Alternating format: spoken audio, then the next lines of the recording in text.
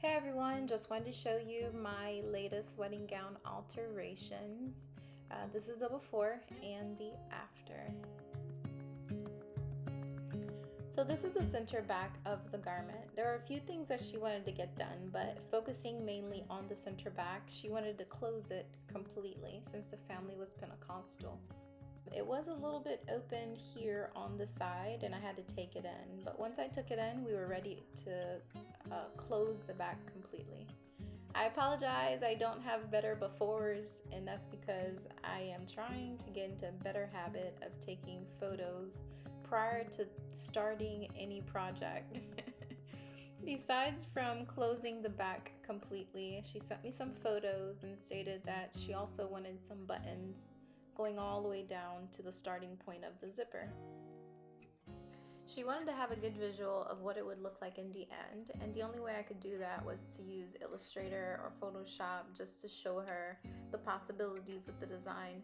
Going to Joann's fabric, I couldn't find anything that matched her fabric color, and it's important because you're going to take all these photos and you don't want to end up having like a yellow ivory type of lace in the center back. Meanwhile, the rest of the dress is white or like a bluish white, and all of that shows depending on the lighting that you have.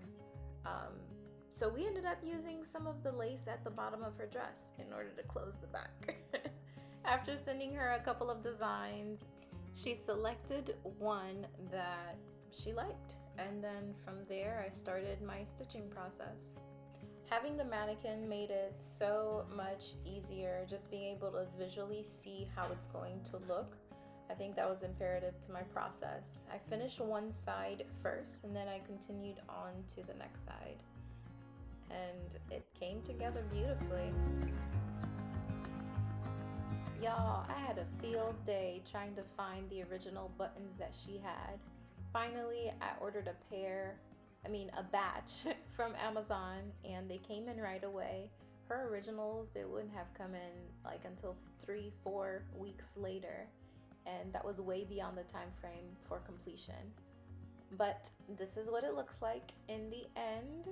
It's still on the mannequin, and I love it. It almost looks like she has wings and she's getting ready to fly. Absolutely beautiful. I did not get official photos for the wedding, but this is a little bit of a glimpse of what it looks like.